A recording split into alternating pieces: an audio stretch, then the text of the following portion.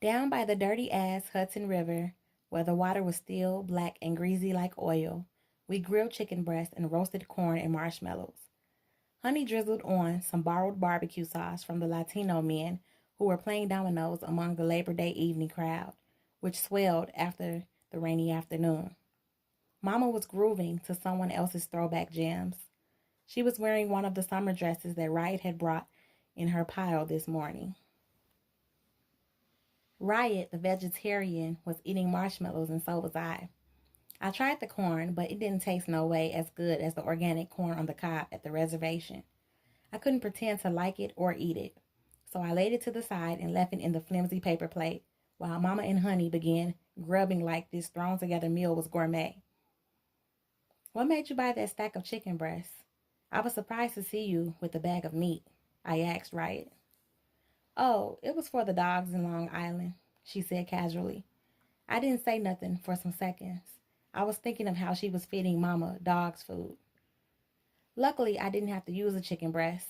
My dog whistled, the stick, the bat, or the pieces. When the radio predicted rain, and then there was a Long Island area afternoon flood warning, I knew they would pull their dogs out of the yard until it all cleared up. I used it as an opportunity, she said softly, like it was nothing. "The pizzas?" I asked. "You were going to feed the dogs pizza too?" "I never heard nothing like that," I said. Riot laughed a little. "Remember the flyer you pulled out of the mailbox? The one advertising pizza deliveries in the neighborhood? Well, I kept it. If the weather prediction was wrong, I would have used the pizza delivery guy at that exact shop to get onto your property. While he and I created a distraction at your house by delivering pizzas to them that they hadn't actually ordered, and then opening the gates and letting the dogs escape, you would slip in the yard and grab the money tree." I just looked at Riot. Was she serious? "There's so many things that could have went wrong." "That wouldn't have worked," I said. "Sure it would have. I had a slice of pizza with that delivery guy while you were asleep in the car. I convinced him I was looking for a job, and he agreed to let me ride with him for a few hours," she said straight-faced. "I had another plan, too. I would watch the house to see what time the owner or one of their kids walked the dogs. I would have followed them and delayed them with my talk about how much I love dogs and dog training my Rottweiler. We would have traded training tips while you slipped in and grabbed the money tree," she said confidently. "That's how I found out how to open their front, back, and driveway gate anyway. I watched till someone came out. I saw a boy push some buttons right before he left your house." I like that she kept calling the property my house and not theirs. She was right. It is mine. I could also see that she was going to get us onto my family's property no matter what. She was a girl who it was best to have on your team. Once she started scheming against anyone, anything was possible. I knew she was down for me. I knew she was down for us getting money and making moves. But was Riot against Mama? The question raced around my mind, and I started feeling red. "And the clothes. Where did you get all those clothes?" I asked. "From the charity. There was this all-night church. They let anybody shop. Well, it wasn't really shopping. The cost was a small donation for however much you can grab and hold without a bag. The clothes are used, but I got all that for $3. She smiled, impressed with her find. Riot had Mama eating food she had brought for some mean-ass attack dogs and wearing somebody's thrown-away dress. She obviously didn't understand how I felt about Mama or about my family. Not to mention she had cuffed my Mama like a mangy mutt. I didn't know what she thought about Mama after all she had seen last night in the old Bed-Stuy Brooklyn Park. What she saw wouldn't change my heart. I'm going to rescue Mama the way I wanted someone to rescue me. I'm going to get her back to where she used to be, looking like $1,000,000. I'm going to take her to see Papa proudly. I will prevent him from seeing her broken. I am going to get the twins and love them. I want them to see that I am a good big sister. I can protect them. Moreover, I'm going to get back all of Mama's stuff, one by one, over time. When I help Mama in this way, she is going to see me clearly and love me deeply. It won't matter that I'm the middle daughter. Like in a game of freeze tag, Mama is gonna unfreeze me. Black-eyed Honey and Mama in her yellow wig were exchanging words with two older guys with the grill next to us. We could easily see that the guys had lured them over with a bottle of Ray and Nephew rum. Mama's press-on fingernails were wrapped around a Dixie cup. Her thin arm was extended as a man Mama would never be attracted to or never even talk to poured her a drink. So what? I told myself. It's a holiday and Mama is celebrating. That's a good thing. Riot, we got to talk some, I said. I was mixed with feeling red, feeling shame, feeling pride, and feeling anxious. I wanted to talk too, she said. I wanted to wait until your fever broke and your mind had cleared. Also when it was only you and me speaking and hearing. I understand, I said. About you cuffing my mom to the bed like that. Hold on. Who am I talking with right now? She interrupted me and asked strangely, staring into my eyes. Am I speaking to Porsche, the little girl, Porsche, the big girl, or Siri? Which one? What? I asked automatically, buying time to figure out exactly what Riot was trying to pull now. If I'm speaking to little Porsche, my son, I know I gotta hide all of the information that I'm sure she can't handle and ain't ready for, Riot said. If I'm talking to big Porsche, I can give it to her straight, no bullshit, no tears. We can make some decisions and take action right away.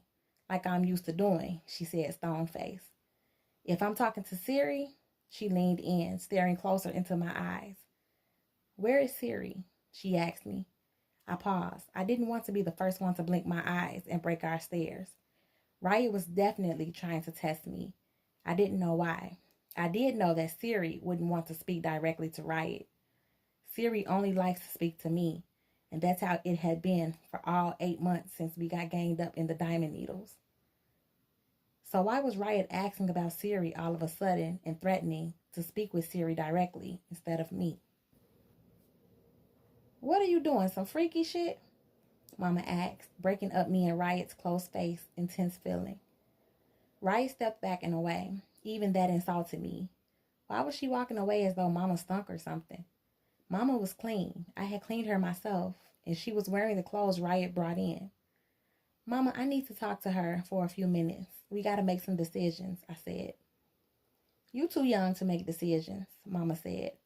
I knew she couldn't see me clearly. I'm young, but I can do so many things and had made so many decisions alone already.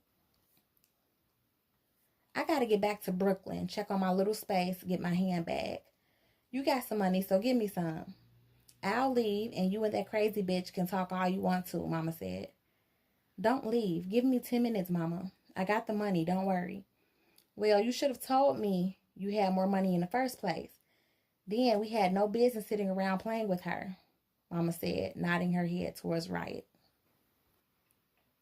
Seated in the back seat of the rented Volvo, separated by nothing but my closed money box, which I was leaning on with one hand, me and Riot began our meeting. Mama and Honey sat on the hood of the parked car beneath the tree. You're talking with me, PORSCHE Santiaga, 11-year-old girl who feels like she's been living, fighting, hustling for 22 years. Say whatever you want to say. Don't leave nothing out and make sure it's all true, I said. Your mother, Riot's first 2 words came out quick and forcefully. Then she slowed down some. Your mother and Honey are addicts. Users, crackheads, she said. My body tensed up. My mind told my fists and legs to relax. Riot continued. I can't carry them. I can't work with them. I can't fuck with them. They will get us caught. They're not smart. They attract too much attention. I'm down with you, Porsche. Me and you, she said slowly and clearly. I could feel her sincere emotion. But you've been fucking with Honey, I told her. I used Honey for her identity. I'm still using Honey for her identity. I can't use your mom because she is your mother. I can see you don't think straight when it comes to her. I cuffed her to the bed because she is a fiend. Fiends can't be trusted. They go with whoever got the product, crack, coke, weed, alcohol, whatever. Every one of their secrets and our secrets are for sale for the price of that rock. They don't care about nothing but feeding their habit. They're weak, Porsche. Even if they're relatives, we gotta treat them like an infected finger. They gotta get cut off or it will kill the whole hand. Riot was using all her energy to convince me. I refused to cry. Holding back my tears felt the same as the feeling of not shitting when you absolutely have to. But I did not cry. What do you want to do? Riot asked me. We can put your mother in the rehab until she gets better. I'll help you to find the best place. I'll stay down here till we set that up. Riot was wide-eyed, searching me for my answer. Or we can let her go back to Brooklyn like she wants to. Me and you can go back to the reservation. If you give her any money from $5 to $1,000, she'll smoke it in 1 or 2 days and be back to square one, Riot said, like she would even bet her life on it. We can move her out of that Bed-Stuy area where we found her and set her up somewhere where at least she don't know everybody and no one knows her. Then she can try to start over. But you saw how quick her and Honey find what they looking for, even in an unfamiliar location. What do you want to do, Santiaga? Whatever it is, me and you are diamond needles, sisters for life, Riot pledged. I was grateful that, through her words, she had promoted me from son to daughter to sister. I couldn't accept the idea that Riot was more real than me. It felt that way, though. I never front on the feelings I feel. I opened my money box, unfolded, and counted out my money. I put the bills in order according to amounts, faces, all facing the same direction, smoothed them out, and stacked them. I pushed the tall stack over to Riot. A promise is a promise, I said, quoting her. You got me back to Mama. I give you the $5,000.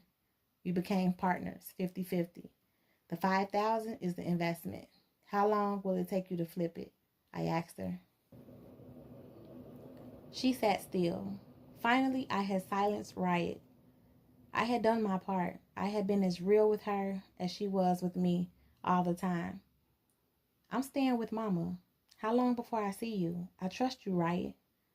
You are the only one I ever didn't leave my handprint on for talking about my family. It's only because you've been family to me during the worst times, I confessed. I can't leave you with nothing, Riot said quietly. I had $1,100 from working jobs on the reservation, I said truthfully. Oh, minus the things I bought for myself and for Mama. Now I got $750 left over, I said, counting in my head. I don't want to leave you at all, Riot said, looking regretful. I guess my silence, our silence that fell on us and remained for a minute, confirmed our separation.